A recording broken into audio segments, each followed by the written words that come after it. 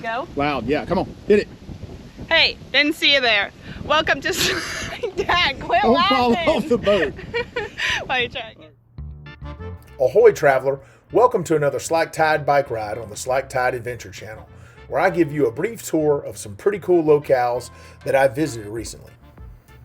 Today we're back in the city of Key West in the Florida Keys, and we'll be touring Truman Annex, Truman Waterfront Park, and taking a brief look at Fort Zachary Taylor Historic State Park.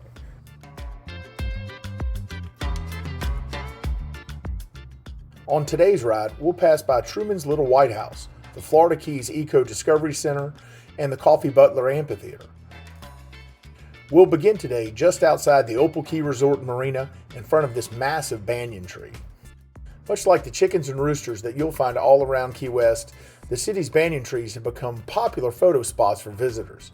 The trees, first introduced to Florida by Thomas Edison, are actually an invasive species, but seem to have taken well to the Keys' tropical climate. We'll head up Whitehead Street, and before we enter the gates of Truman Annex, if you are enjoying the content of the channel, please like and share the video and subscribe to the SlackTideAdventures channel. We appreciate it. The actual gates of Truman Annex at this entrance were not actually open yet to the public, so I snuck in a sidewalk gate here. You can see the gate, but the area is open to the public for touring throughout the day. Formerly the Truman Annex Naval Station, the mixed-use area sits on 45 acres in the heart of Key West Historic District. Purchased by Pritam Singh in 1986 for $17 million before being developed, the area contains Truman's Winter White House, which served as his southern home and base of operations for 179 days over 11 visits. The Little White House is one of the many popular attractions that Key West has to offer.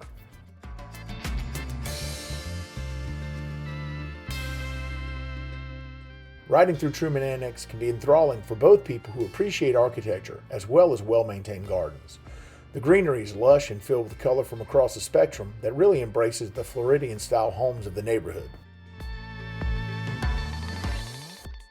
A bicycle is a great way to see Key West. If you're down there, you're having some fun, grab your bike and head through Truman Annex just to check out the neighborhood. It's a beautiful place and it'll be well worth your while. The homes really are stunning, and the gardens and lawns are so well maintained. It's just a really fulfilling bike ride. So if you're traveling to Key West, be on the lookout for those VRBOs available in the Annex, because it'd be a great place to stay.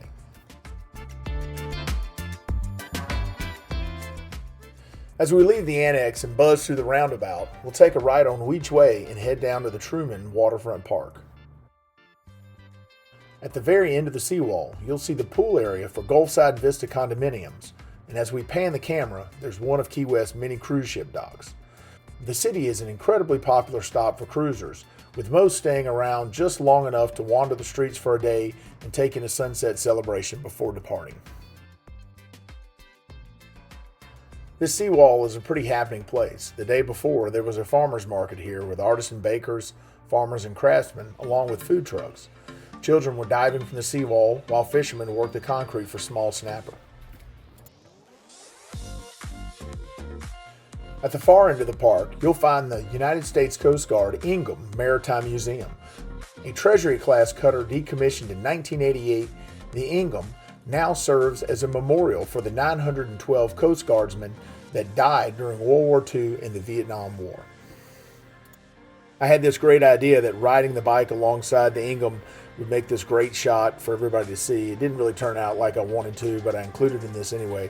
It is a really cool old ship, and if you're interested in either the Navy, the Coast Guard, anything like this, take your time to come down and check it out.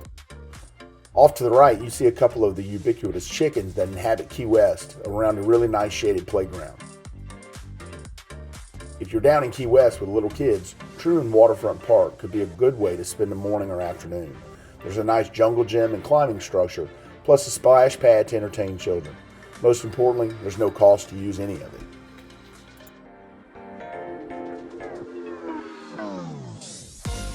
I was riding through the area about 7:30 in the morning, so the splash pad wasn't up and running when I came through.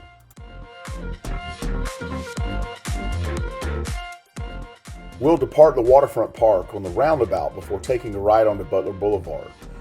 We'll pedal past the Key West Eco Discovery Center, operated by NOAA, or the National Oceanic and Atmospheric Administration. The center was closed temporarily on our visit to the Keys. The Coffee Butler Amphitheater lies just ahead on the right. This is an outdoor venue that hosts concerts and performances of all types.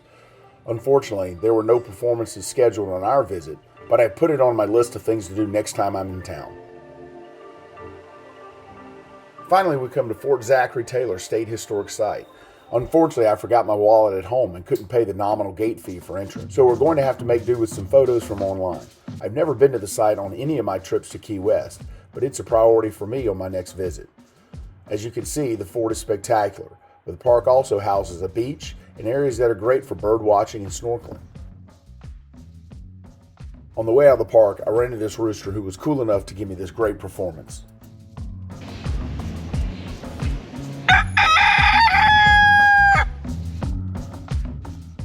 I'll shut up now and let you enjoy the scenery as we make our way back to Whitehead Street through Truman Annex. If you enjoyed the video, please give it a like and share it with your friends, and consider subscribing to the SlackTideAdventures channel. And remember to get out there and find your own slack tide to enjoy somewhere.